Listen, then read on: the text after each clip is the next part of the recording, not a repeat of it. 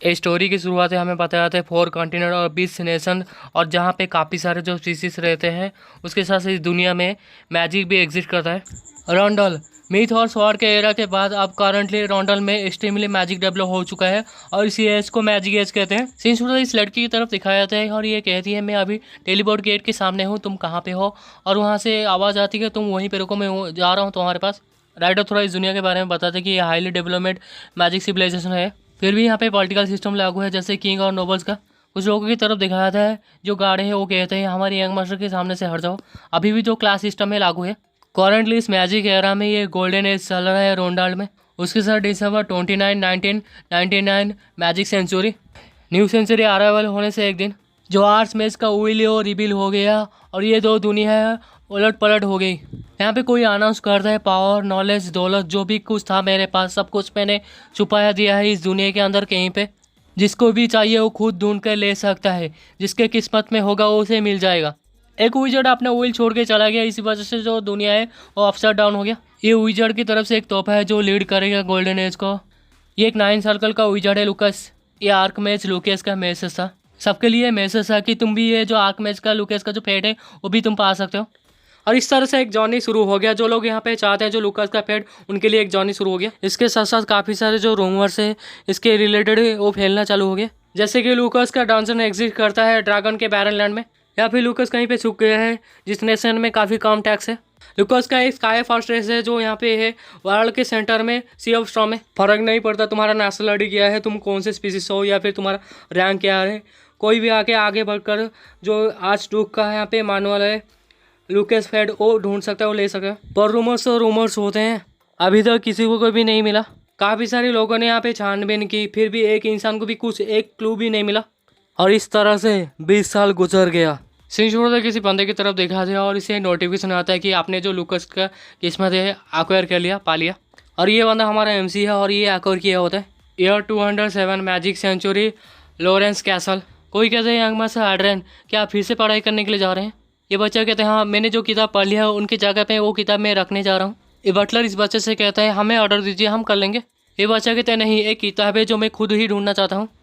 और ये बच्चा वाइस काउंट का सेकेंड सन एड्रियन। ये बच्चा अपने बारे में थोड़ा सा पता है कि मैं एक रीइंकार्नेटर हूँ जिसे एक अपने जो पास्ट की ज़िंदगी है उसे याद है, उसकी ज़िंदगी के आखिरी वक्त में ज़्यादा कुछ नहीं हुआ था और वो जो मिलिट्री सर्विस का उसे सिर्फ 1 ही महीना बाकी था ख़त्म होने का, उसके बाद वो डिस्चार्ज हो जाता था, पर वो ट्रक एक्सीडेंट में मर गया। और वो बच्चा बताता है कि जब मैंने अपने आँखें खोला तो मैं साउथ कोरिया से होकर अब मैं ट्रांसपोर्ट हो चुका हूँ राइनहार्ड किंगडम में।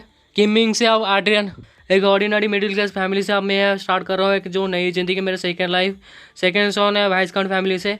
मैं थोड़ा सा कन्फ्यूज था शुरुआत से, और जब मैं रिकॉर्ड हुआ था पर मेरे 5 लाख की एक्सपीरियंस से मुझे काफ़ी बड़ा एडवेंचर मिला है इस लाइफ में। और सब लोग इसे कह रहे होते जो यंग मास्टर एड्रियन है काफ़ी टैलेंटेड है, और ये पता था इसकी उम्र के जो बच्चे यहाँ पे खेलने कूदने में लगा हुआ थे तो यहाँ पे पढ़ाई में और ये सीखने में लगा हुआ था। कोई कहता है पहली बार मैं ऐसा देख रहा हूँ कोई इस तरह से सीख पा रहा है। ये कहता है कि सब लोग मेरी तारीफ़ें कर रहे थे और मुझे रिकॉग्नाइज़ कर रहे थे, मेरे जो पिताजी के जो भी यहाँ पे एक्सप्रेशन है मैं खड़ा उतरा था। फिर भी मैं अगर एक चीज़ कहूँ तो एक था डिसअपॉइंटिंग।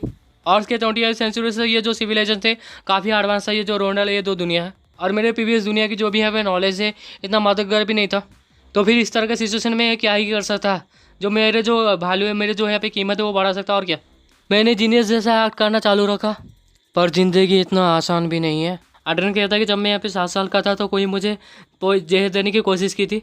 यहाँ पे कोई कहता है ये काफ़ी किस्मत की बात है, अगर हम थोड़ी देर भी लेट करते तो ये मारा जाता। और कोई पूछती है आखिर कौन क्या होगा? एड्रियन हमें बताते जो कॉर्पोरेट है वो ऑब्वियस है। तभी कोई कहते हैं एड्रियन तुझे पता है मैं कितना चिंतित थी, तू ठीक तो है ना? लॉरेंस फैमिली की ये ऑफिशियल वाइफ है आना। एड्रियन इसके बारे में बताता है कि बड़ी घर की बेटी। एमसी बताता है कि फैक्ट की बात है मैं कॉमनली पैदा हुआ और उसके बच्चा भी नहीं हूँ, और मैं पिताजी के नज़रों में भी आ गया, और इतने से ही उसकी जल की खाक हो गई। एमसी को काफ़ी गुस्सा आ रहा था और कहता डैम इट यार, ये दुनिया इतना डेवलपमेंट हो भी गया तो भी क्यों इसका जो सिस्टम है पॉलिटिकल सिस्टम अभी भी काफ़ी पीछे है। एड्रियन के दिमाग में ये चल रहा था कि बिना किसी बैकग्राउंड सपोर्ट के मैं आना का सामना नहीं कर सकता, और आखिर मेरे जो पिताजी मेरे जो फादर आखिर क्यों कुछ नहीं कर रहे हैं। ऐसा नहीं कि उन्हें पता नहीं होगा आखिर कौन प्राइम सस्पेक्ट है, तो अपने वो आँख बंद कर रहे हैं जैसे उन्हें पता ही नहीं और बेवकूफ़ बनने का यहाँ पे नाटक कर रहे हैं। और तब से मैंने जीनियस बनने का जो एक्टिंग है वो बंद कर दिया।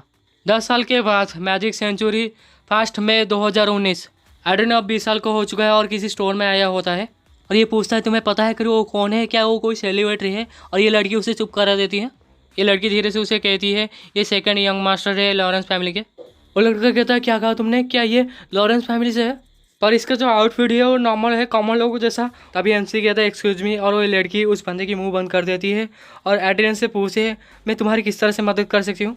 एड्रियन उस लड़की से पूछा कि मैं यहाँ पे देख नहीं पा रहा हूँ कॉर्निकल ऑनर जो पॉइंट काढ़े होते ही नहीं पा रहा हूँ, क्या नहीं है यहाँ पे। ये लड़की कहती है हमारा जो पॉलिसी वो चेंज हो चुका है, अगर आप सिर्फ जो पॉइंट काढ़े वो परचेस करने के लिए आए हैं तो काउंटर में जाके चेकआउट कर सकते हैं। आखिर आपको कितना चाहिए? एड्रियन कहते हैं सारे के सारे। एड्रियन यहाँ से निकल जाते हैं, वो दोनों थैंक यू फॉर परचेस कहते हैं। लड़की उस बंदे को मारता है और कहते हैं न्यू बंदे तुझे पता नहीं है, अगर एक नोबल के फेवर में तू नहीं रहेगा तो तेरे साथ क्या होगा। ये लड़का कहते हैं मैं माफ़ी मांगता हूँ, पर वो अपने जो नौकर है उन्हें कह देता तो वो आके ले जाते तो आखिर उसे आने की क्या जरूरत है स्टोर में। जवाब में वो लड़की कहती है आखिर मुझे कैसे पता, पर मैंने उसे जब पहली बार देखा था तो मैं डर गई थी। वो लड़का पूछता है क्या ये बार बार आता है? ये लड़की कहती है नहीं, महीने में 2 या फिर 3 बार, और जैसे कि तुम देख सकते हो उसे खेलना ज़्यादा पसंद है। एमसी अपने मन में सोचा ये जो पॉइंट कार्ड्स है गेम का, इसका जो कीमत लगभग 5 मिलियन है। तभी एक गार्ड आके कहते हैं यंग मास्टर हमें बताया गया है जो यंग मास्टर सेड्रिक है वो आपसे मिलने के लिए आने वाला है। इसकी माँ कहती है एड्रियन यहाँ पे आ चुका है। एड्रियन की माँ सिल्विया और इसका हाफ ब्रदर है सेड्रिक।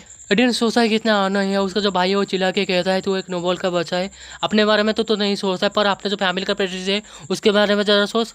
एमसी अपने मन में सोचा फैमिली प्रेस्टीज माई आस, ये तो हमेशा जो लड़कियों के साथ खेलता रहता है, ये कोई नोबल जैसा एक्ट नहीं करता है और अपने बारे में भी केयर नहीं करता।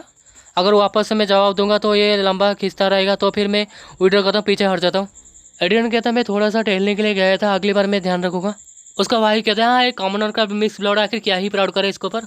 एड्रियन पूछता है पर तुम यहाँ पे क्यों आए हो? इसका भाई कहता है जो फादर प्लान कर रहे हैं, जो उनका जो बिजनेस है वो मुझे दे देंगे, मैं टेक ओवर कर लूँगा। और जो डिस्ट्रीब्यूशन से तुम शायद इसके बारे में सुने होंगे, ये कुछ जवाब नहीं था, कुछ नहीं कहता, बस चुपचाप सुने ही जा रहा है। एड्रियन ने बताता है कि अर्थ के स्टैंडर्ड के हिसाब से रोंडल के जो नोबल्स फैमिली से हैं वो पावरफुल और कॉन्ग्रोमेंट्स और पॉलिटिशियन नोबल के हिसाब से वो लोग काफ़ी सारे जो बिजनेस है वहाँ पे इंगेज रहते हैं। और डिस्ट्रीब्यूशन यहाँ पे एक मनी सोर्स है माइनिंग इंडस्ट्री का, लॉरेंस फैमिली का बिजनेस में से एक। एमसी अपने मन में सोचता अब मुझे पता चला आखिर वो यहाँ पे क्यों आया है। और लालची कमीना हमेशा कम्पीट करता है, यहाँ पे दिखावा करने के लिए आया है। एड्रियन कहता है मैं समझ गया और मैं रिफ्यूज़ करता हूँ। उसका भाई कहता है जैसे उम्मीद थी तुम समझ गए। एड्रियन कहता है अगर तुम्हारा हो गया तो तुम वापस जा सकते हो, मैंने काफ़ी सारे पे किया है गेम खेलने के लिए। ये सुनने के बाद ज़ोर ज़ोर से हंसने लगता है और एड्रियन के पास आके कहता है बस तुम जो कर रहे हो सही करो और यही करते रहो। उसकी माँ एड्रियन से पूछती कि बेटे क्या तुम ठीक हो? एड्रियन कहता है यस मदर। एड्रियन कहता है कि इसके साथ विलबम ना होना ही बेस्ट होता है। जैसे ही एड्रियन ये अंदर जाता है, ये बटलर कहता है यंग मास्टर आप वापस आ गए। एड्रियन कहता है मैं खेलने के लिए जा रहा हूँ, अगर कोई अर्जेंट काम ना हो तो मुझे मत बुलाना।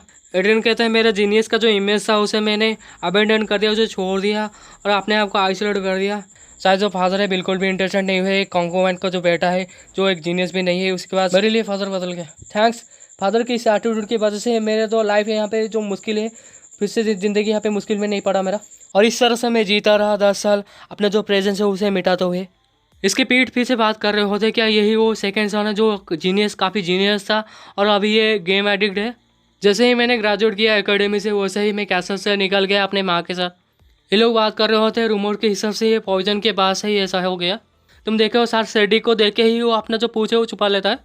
सच में वो गेम के अंदर ही जीता है, कितना रफ है उसके लिए। एड्रियन ये बताता है जो ज़्यादातर जो सर्वेंट है यहाँ पे जो भी नौकर है वो ऑफिशियल वाइफ जो आना है उसके इन्फ्लुएंस में है, और मैं घर के अंदर मुंह खोल के बोल भी नहीं सकता कुछ। ये लोग बात कर रहे होते ये काफ़ी डिस्परेट है, काफ़ी लाचार है इसी वजह से, और ये अपनी रियलिटी भाग रहा है रियलिटी से। ये अपने रूम के अंदर आते हो जो डिवाइस उसे पहन लेता है और सोचता है क्या मैं रियलिटी से भागने के लिए गेम पे और फोकस कर रहा हूँ।